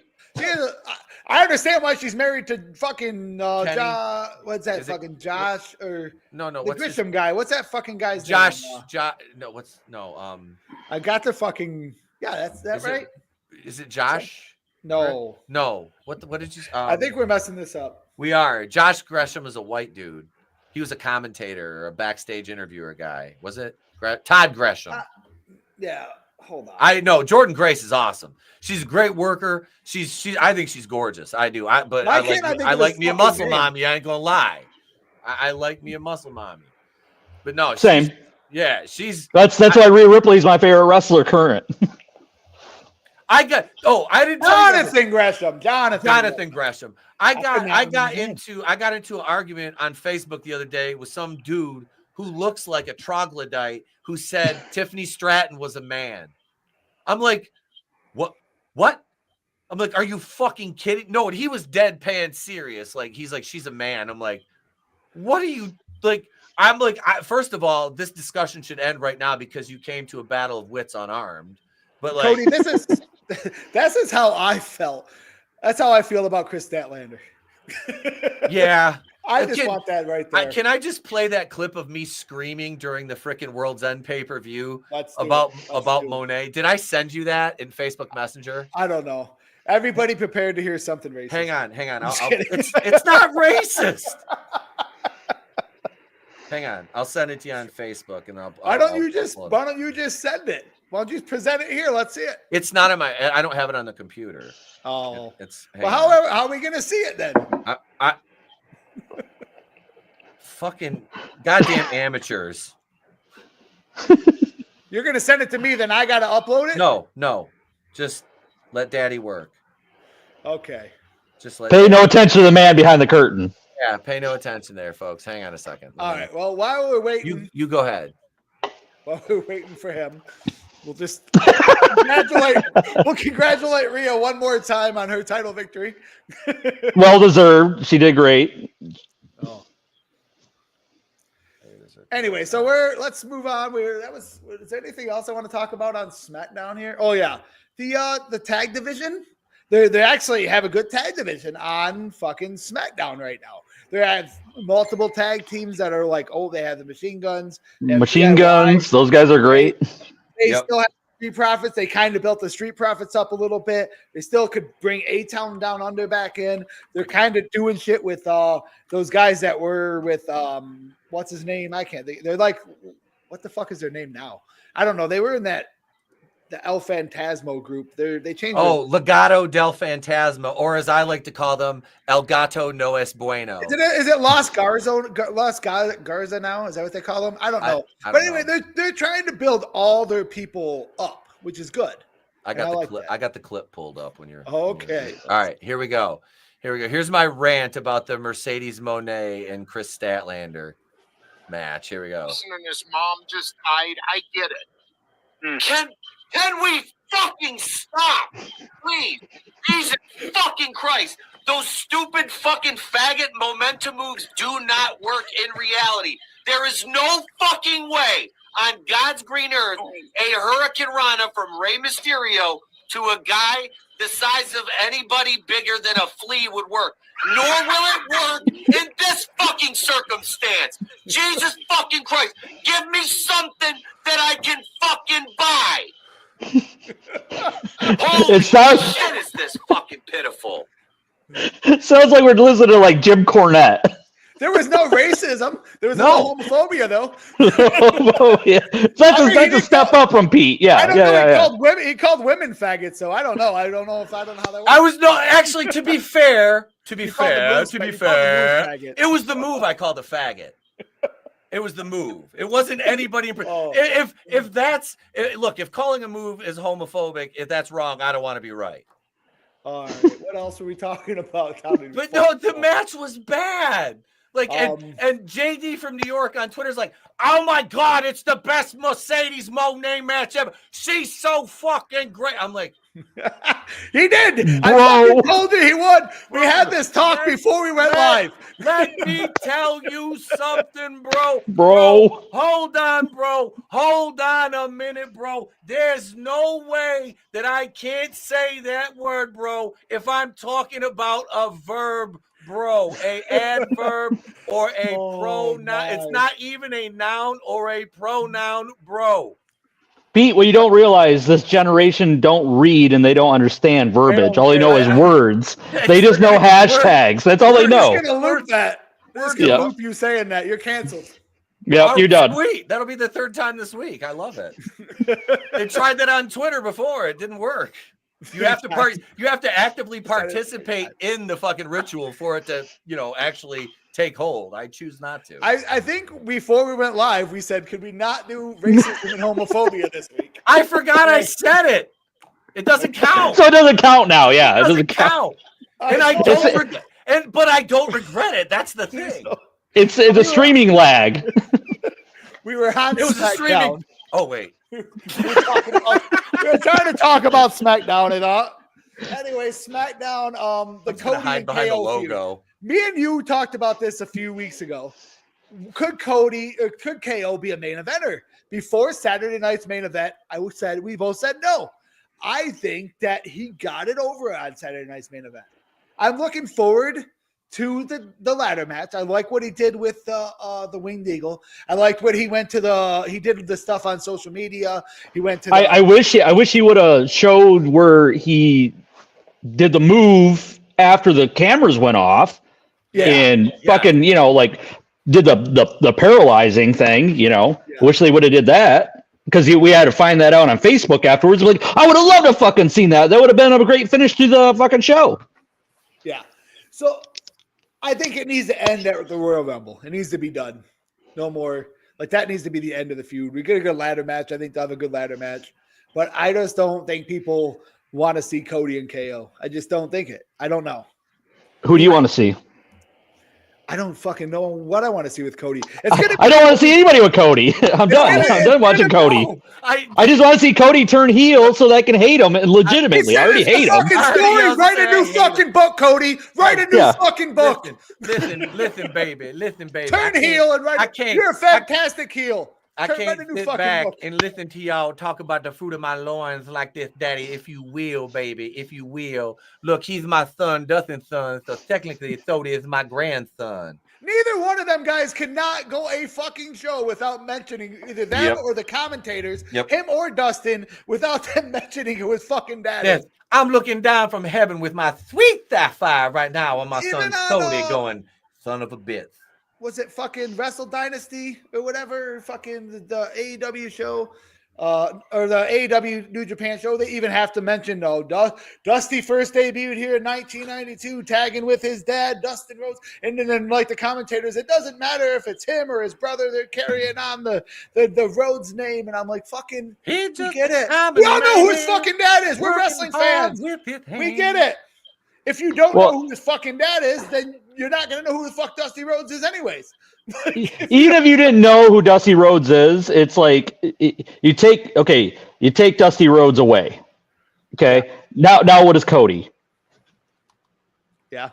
He's nothing. You know what I mean? It's like he's nothing without his dad. Well, Cody's nothing to begin with. He's a mid-card. If you just That's what I'm saying. Uso is a better wrestler than Gunther. Okay, they're burying him. He's more over than Gunther. Now that Pete Dunne's been brought up, I have to say, I'm going P. Due to contractual obligations and YouTube community standards, I am not allowed to give you my nickname for Pete Dunne. But just know that it's a certain 1980s cartoon.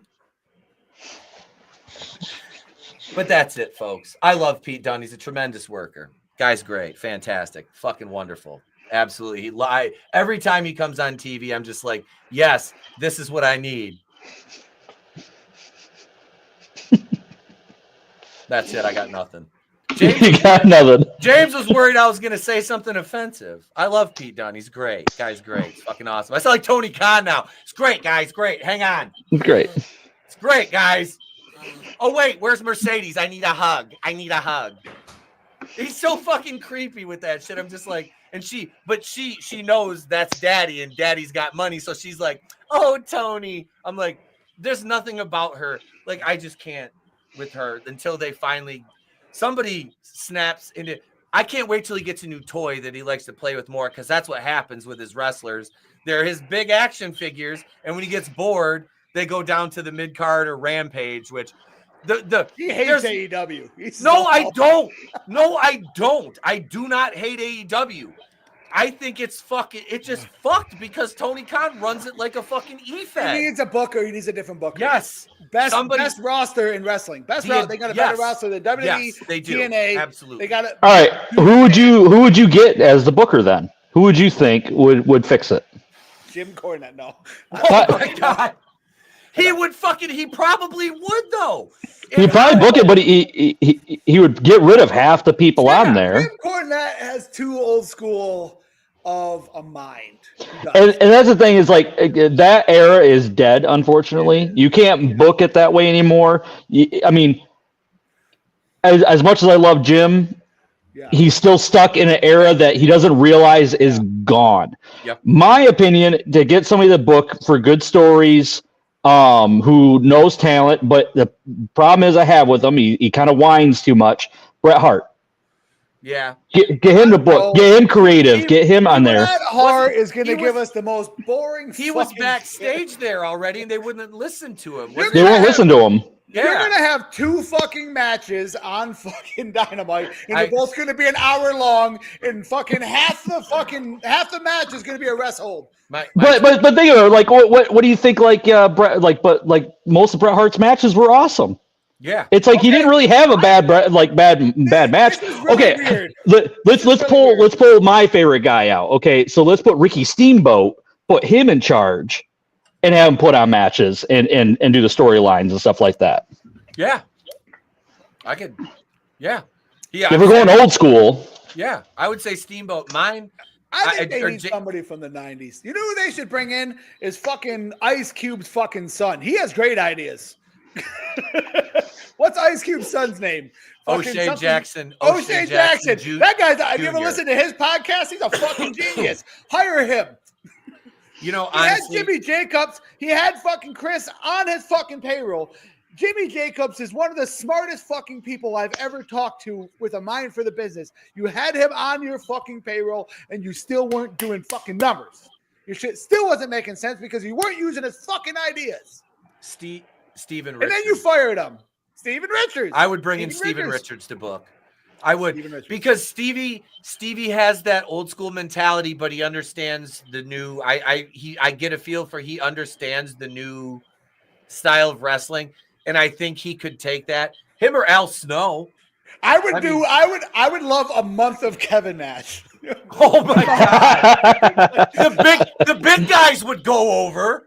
Yeah, we would finally see wrestling the way it's supposed to be. Because sometimes, if you ever listen to like some of his podcasts, sometimes he has a really good points and good ideas. Yep. And then sometimes he has like crazy as click this. I oh my God! Yeah. I'm like, being you, I mean, you could watch any of our matches, and you know that like outsiders are where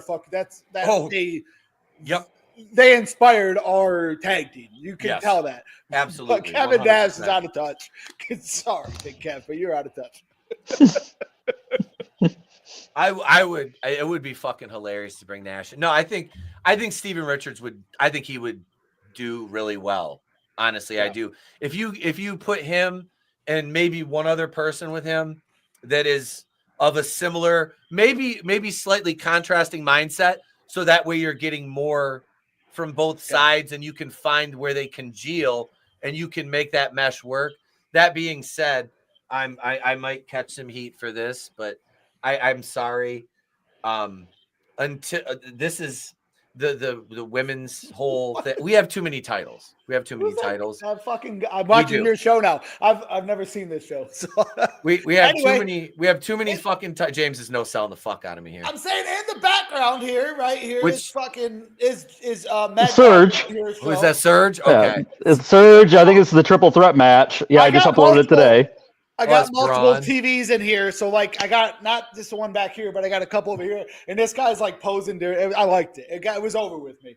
Go see one of his shows if you're in Michigan and you got time to go to West Branch and catch one of his shows. When's the next one? This Saturday. This Saturday. Saturday. Maybe I'll come check it out. I'll be selling merch. Oh yeah, I'll be selling merch outside the venue. Bootleg Super Shogun shirts. Get your Slooper Shogun. Get your Slooper slogan. Yeah, your super blow gun. Yeah, super blow gun. Right. It's slightly spelled wrong. Shut up. Just buy it. $5. Yeah, it's inverted. And you're selling them out of a briefcase or a suitcase. I have a whole tub of team ratings. Let's just show up and set up a table outside and sell team rating shirts. I buy one. I wore my team rating shirts to camp last night, bro. I wore my team rating shirt. I was training in it. Yep. I still got it. Still. I'm just gonna put a suit on and come to the show and put my team rating shirt underneath it. Then I'm gonna unbutton it and I'm just gonna stand off to the side. So wait. People think I'm Hey, wait. You still got the pinstripe suit, right? Yeah. I got a pinstripe suit now. Let's do it. Let's do it. We're just gonna stand off to the side and distract everybody. It's an invasion. Wait, James, shave your head. We'll look like the Harris twins. It's close enough to their. I'm not gonna mention their show, but it's close enough to their show. Some people are gonna notice us. They're there to fucking invade. Last after the last show, the dark show, I was kind of walking around talking to the boys, and Jared, I was sitting there. I think it was right by you. And that the fan, the one that lost his brother that had passed away. RD, yeah. RD. He had said to me, he goes, James, he goes, you're PeteDaddyDolla. I was like, yeah, in another life, man. I'm like, yeah, I was. And he was like, he goes, are you ever gonna do the team ratings thing again? I'm like, nah. I was like, if I come in, I was like, shit. And I didn't say, I was like, if, I said when. I said when I come in, I'm like, it's gonna be and he kind of smiled. I was like, I gave him the too sweet. I was like, he's like, I'll boo ya. RD's actually, RD's actually going to be refereeing for one of the tournament matches this weekend because it's a tournament show. Yep, nice. He's a good guy. Yeah. Good guy. It's funny just after that because 7 years is a fucking eternity. And especially because I'm a Cody, you're getting your comment and deleted. I'm not putting them over because I'm a nobody. It was just fucking crazy to have somebody be like, "Oh, you're PeteDaddyDolla." It's like, God, inside my head, I'm like, "You're goddamn right, I am. I'm Pete Daddy motherfucking Dollar of the greatest tag team in the history of this fucking state." And after 2,700 days, we still haven't lost our fucking titles. Yeah, damn! I still haven't lost my belt. Where's your belts at? You guys got them? Where they at? Hang on. I think he has the belt. I mean, I got a belt back there, but it's the Lions belt. The Wing Eagle one? No, I didn't got I got a different one. I got like an Intercontinental style Lions belt. It's pretty. Oh yeah. I only own like 4 belts, and they're all like weird belts. I do own a regular Wing Eagle, but then I own like the Buddy Rogers fucking, like looks like the United States fucking first WWF title, and then I own like the Bruno Sammartino title. I don't. Vince Diamond's got the replica Andre the Giant Winged Eagle. Oh, nice. That thing is heavy as fuck. I don't own like normal belts like other people. I got the same feather boa. There we go. There it is. Right there. It's boa season. Nice. Classic. Yeah, there you go. Still haven't lost them after almost 2,700 days. That weren't even the belts, but those are nice. You fucking kayfabe, motherfucker! Where you at? You didn't see the show where, like, after actually you left, I had came out with all 4 belts. Ask him. I was wearing. Yeah, you had a belt. Nicole had a belt. Like you're like, I got all these belts. You're handing everybody these belts. It was so funny. I wore all 4 belts to the ring. Like wore all 4 of them. Came in the ring, and then I opened it. I'm like, we're the tag team champions. I'm keeping them. You get a belt, and you get a belt, and you get a. Anybody that was standing near me got a belt. I think you hand one to the ref. I think you handed to the ref. Yeah. That's funny. We say that at the same time. I think the ref got a belt. But I didn't lose them. JJ and that other guy. We didn't lose them. JJ and Alex Steele lost them. That son of a b. God damn it, Steele. I'm throwing you one job, Steele. We're going on Jericho Cruise. I'm throwing him off the fucking boat on the Jericho. Throw him off. Throw him off for me. I think first. I'm trying to remember when the belts turned. Like after you guys dropped the belts. I think John Campbell and trying to think of his name. Blackwell. Oh, Bill Blackwell. They had the belts for a little bit, and then I think it got switched over to Steele and JJ. I think it went back. It went back to team ratings for a little bit. They weren't team okay. Ratings. They were the greater good or something. Wait, it took a little bit to become the greater good. That was like when JJ became the leader of it. Because 2 people lost it. Who lost it? It says 2 of them lost the match to them, and then they got the belts because. And I'm not going to say it because it pisses me off. It's a weird. I don't want to say it on here. The reason they put the belts on them, I'll tell you. I'll talk about it later. Yeah, you know why they put the belts on them. But I have no idea. I'm not going to diminish my friend's life. So I'll just talk about it after here. But there's a reason. Anyway, they put the belts on them, and then they took them back and put them back on them. I don't know what happened because I quit after that. It was a lot of things going on within that couple month span. It's hard to keep it all straight. Yeah. I don't remember. Either way, we're way off track. My bad. My bad. Thank you guys for sticking with us as we're talking about fucking old school stuff independent wrestling that nobody else knows about. Yeah. Nobody fucking knows what the fuck we're talking we're about. on the SmackDown tag division. Yep. Stuff with the Raw tag division because like half the people watching don't even fucking know who the Raw tag team champions are. Probably they literally took the belt off of the New Day or Judgment Day. Judgment Day to put them on the New Day. That's all they did. They're the Viking, the War Raiders. Why don't they just? Well, they're doing that they'll put it on the New Day so they can build it all up for storyline reasons because we know what's coming. You know. Yep.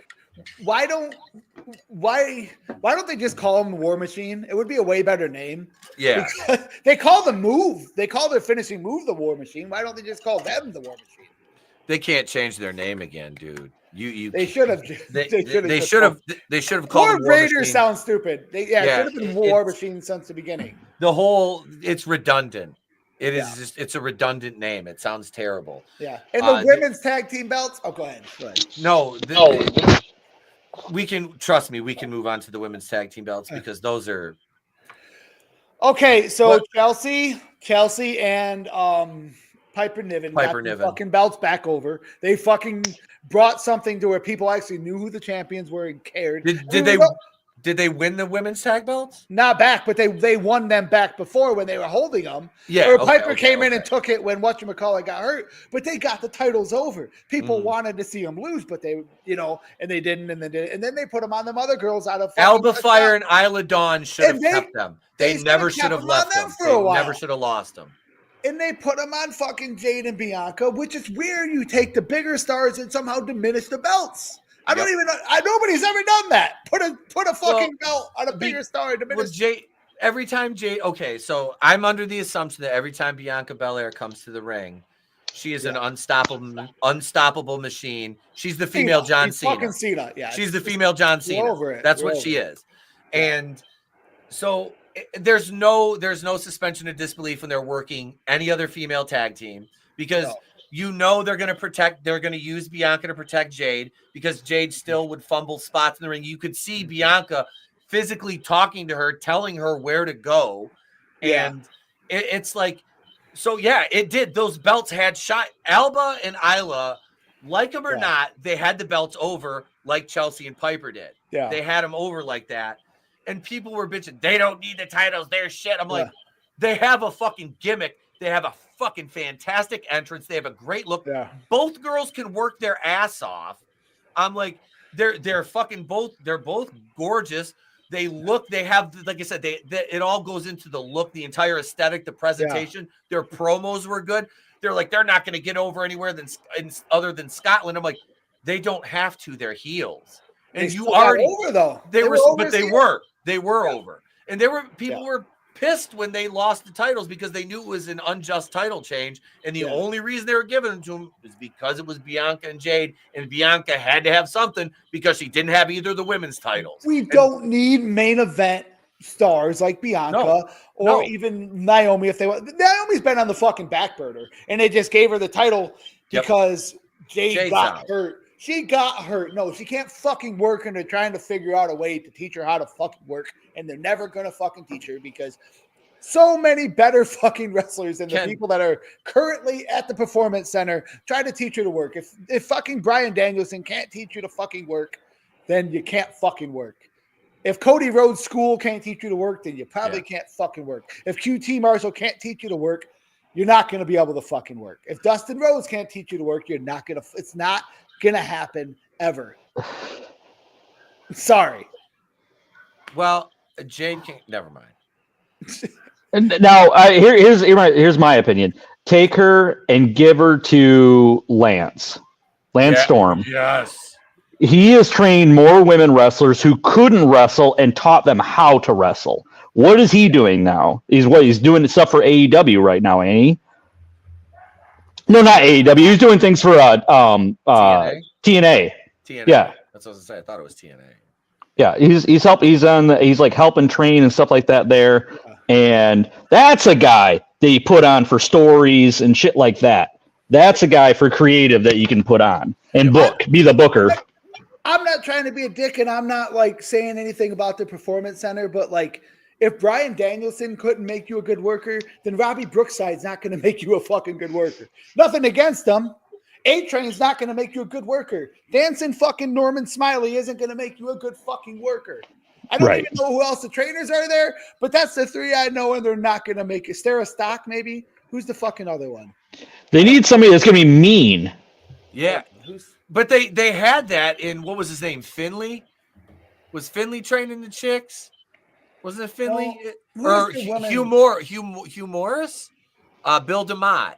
I'm actually looking this up right now. Hold on. DeMott, because you need somebody that's going to train them and not coddle them. Yep.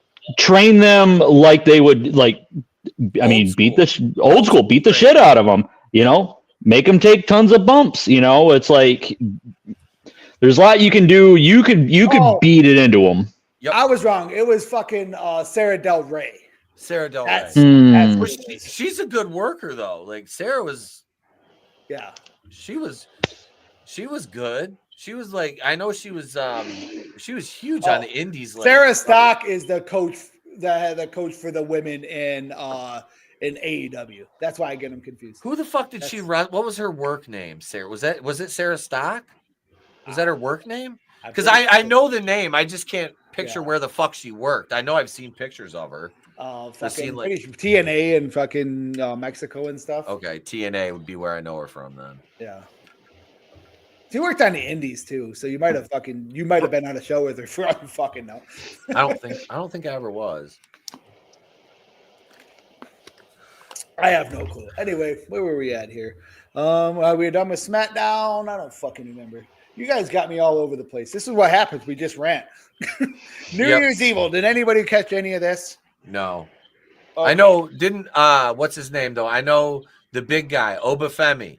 Yeah, that was a good ending. They both won the belts. I was very happy with Julia winning the belt, number one, because I cannot fucking stand Roxanne Perez at all. She is should have ended the show. This should have ended the show. It didn't. She is the definition of like. I like Roxanne Perez. I don't. I can't. And the fact that she again uses a fucking Canadian destroyer and she weighs 5 pounds, absolutely just.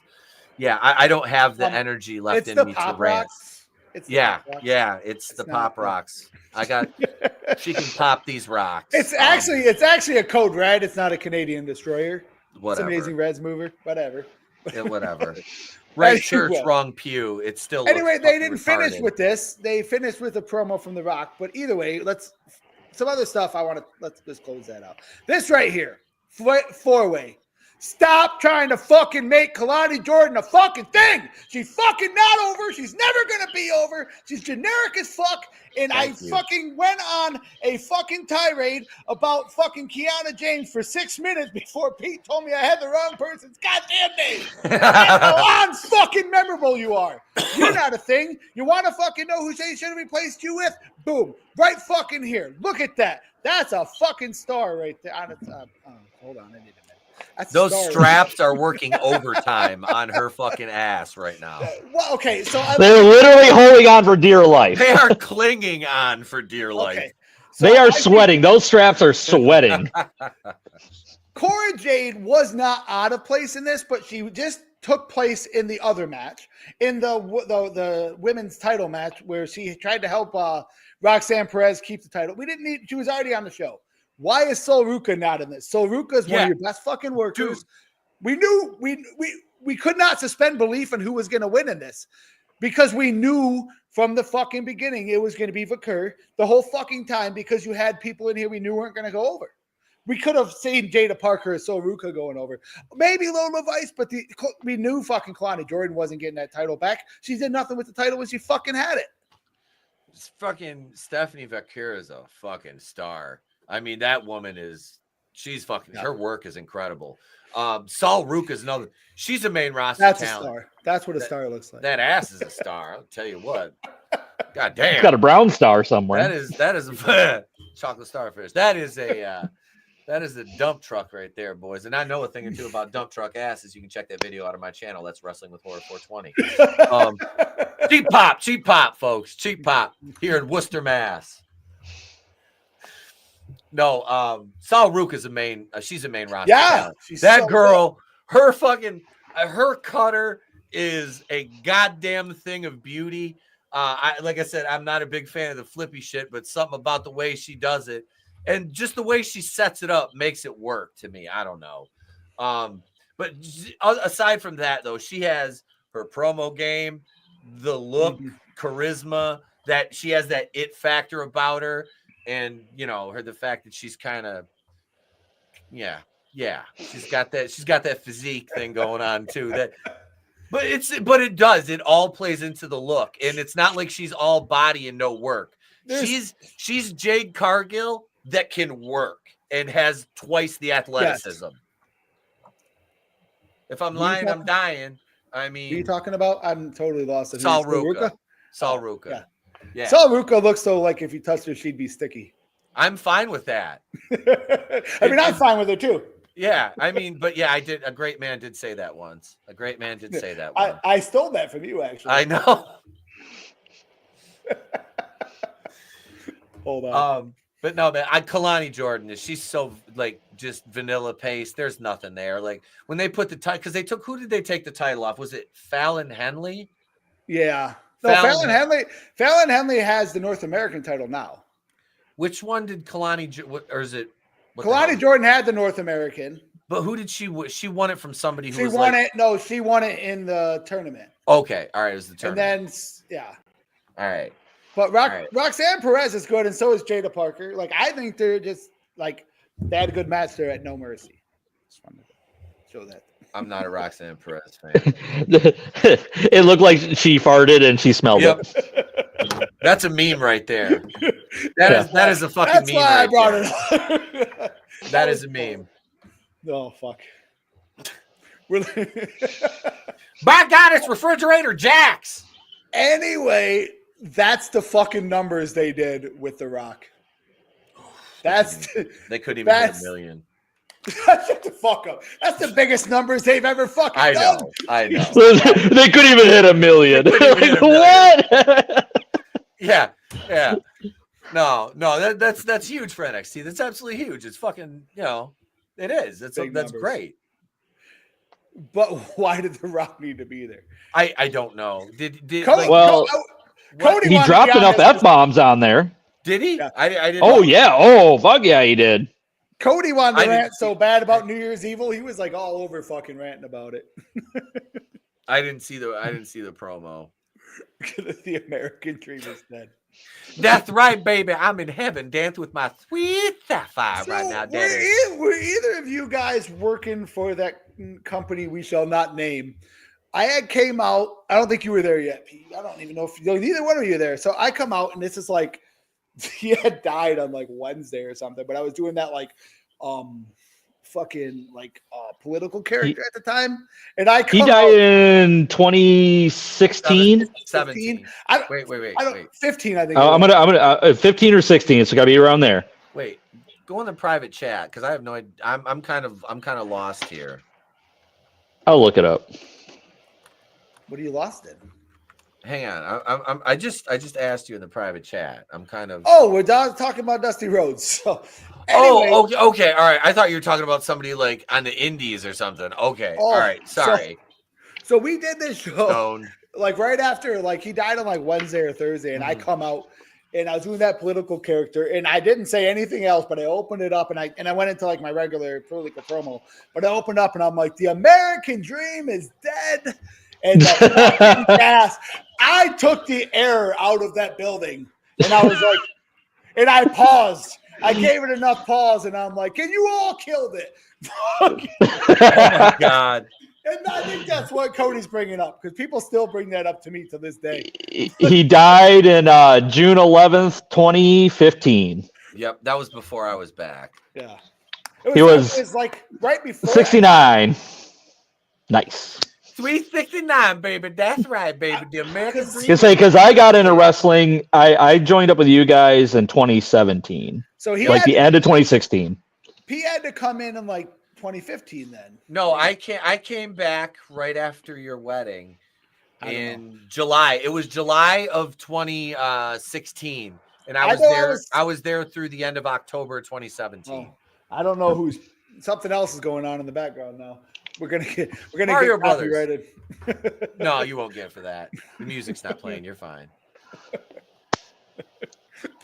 I shut it off. Now they're playing tennis, 1985. Actually, one time, okay, so Family Guy like used a clip one time and they took it off some YouTubers like thing that was like 7-8 years old, and they used it. They used it like as their clip of Peter playing fucking the Nintendo, right? And they copyrighted, Fox hit a copyright claim on that guy's fucking video. That was my god! Because of their automated copyright stuff. The bots, yeah. That was from a video that they stole it from. They hit him with a copyright claim. Dude, that's a true story. Look it up. Let me tell you about how shitty YouTube is to their content creators, bro. Holy shit. Bro, let me tell you something. Bro, I can go on for days, bro.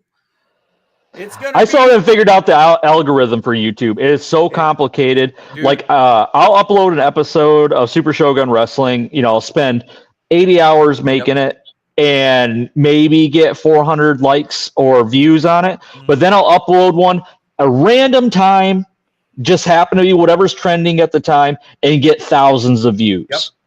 I have no idea why. YouTube took like 30 subscribers from me. My subscriber gain for the last month is negative 12. I've never had that in fucking 6 years. Yeah, like they just it's ridiculous. I'm like, what?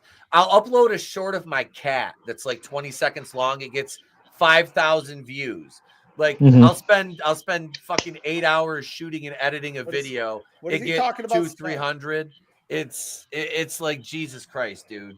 Like that's why I've just been live streaming. I was like, I don't have time to do videos. I'll just live stream, and we're doing gaming and wrestling footage coming soon. I don't know what time it is, but it's in West Branch at the old outlet area. Yeah, it'll be in West Branch at the outlet mall. Doors open at 6, bell time 7. Card TBA. I'm not going to be on it. I don't even think I'm on it. James is like, if I'm not on it, I'm not following the fucking promo. I'm gonna take a fucking bump and like pins are gonna fly out of my fucking neck. That's we'll just get a bunch of wrist tape and we'll tape you all up. It'll be fine. He'd come out like Dwight Schrute, that episode of The Office where he's trying to get the manager job and he's all bandaged up. Yeah. That'd be James.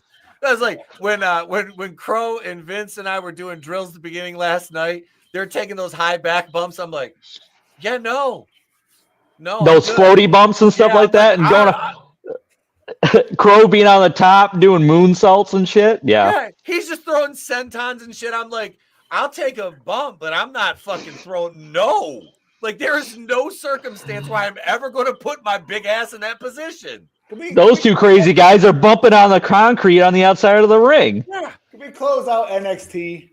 Yes, sorry. I don't know if you guys must go ahead. Lexus King is money. That's somebody WWE is actually booking better than AEW did, because a lot of times people go to AEW and they actually get booked better than WWE, some guys. But Lexus King, Ethan Page, I think Shawn Michaels doing fantastic job with both those guys. I like Ethan Devon Page. Evans. Oh my God, I finally like Javon Evans. They wired his fucking mouth shut. I don't have to hear his fucking voice ever again. It's the worst promo in the fucking business. Nobody worse than Javon Evans. It's the worst promo. You didn't believe me. I showed you on the last show. If you don't know who Javon Evans is, don't listen to his promos. They wired his mouth shut. Best thing that's ever happened in my life. Keep it shut. Guy can work. Just don't ever have him open his fucking mouth again. Give him a mouthpiece. Give him somebody with him. So The Rock got the big ratings, and I don't think much else fucking happened on the show. I think The Rock showed up and tried to put his daughter over. Nobody still don't like her. That's the biggest fucking nepotism bullshit since Hook, who is also awful, and now Kristen Cage is going to have to put him over, but at least it's somebody his fucking size, and he's not going to be choking out Samoa Joe or choking out fucking Big Bill. Or Big Brian Bill, Cage. who should be your fucking world champion. Yep. What's gonna piss me off is they're gonna take the Ring of Honor title off Jericho, and I don't even know who Jericho's wrestling next for it. They should have Big Bill take the Ring of Honor title off fucking Jericho. Yep. Oh my God, it would be fucking like make it some kind of fucking freak fucking move too, like some kind. You know what I mean? Like I don't know, some kind of fucking multi-man match where like whoever gets the cover gets the fucking title. It'd be fucking money. A fatal 4-way, something. Big Bill covers somebody else. He's supposed to be in there helping Jericho. They need to push this guy to the fucking moon. Bro, we can do a Brian Keith on a pole match, bro. Put him up there. He can be up there complaining the whole show, bro. And Big Bill snatches the bad apple down, bro. It's money. Book it, bro. Let's have a stripper match with them. Stripper match, bro. Let's talk TNA. WWE, your partnership's working out good. They're rating all your good talent. You had to bring Tessa Blanchard back because they're going to steal Jordan Grace, and you don't have any other female stars in your company. They're going to steal Joe Hendry back. I see Dolph Ziggler will probably leave for AEW before too long. And you should have never fired Scott D'Amore. Nope. Nope. Like you were making a comeback and you fired the person that was helping you make your comeback. You fucking idiots. They had a really good run this summer. They were coming back. They went in strong for Bound for Glory, and everything since Bound for Glory, like there's been some good matches. They lost Mike Bailey to AEW. They lost Trent Seven. I'm sure Trent Seven's either going back to WWE, he's going to AEW. All their people that were over, they put the fucking X Division title on Moose. Moose, the biggest fucking guy on the roster. That big fucking monster? Yeah. They put the fucking X Division title on Moose. That's so bold strategy, Cotton. Let's see how it plays out.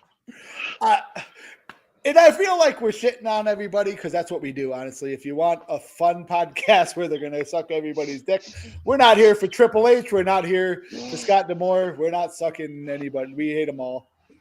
Yep. We're here for the pureness of wrestling itself. All right. So that's I think that's our show for this week. We'll be back next week. Me and the Father of Currency. Hopefully, we'll see Mad Dog Warren back sometime. If not, next week. We'll see. We'll see. He's like, I'm never coming back. Bunch of racists, like over the hill. What the fuck is this? All right. Thanks, everybody. Play us out, Pete. Thank you very much, everybody. Have a great night. Join us next week. And until next time, remember, it's always better to burn out than fade away.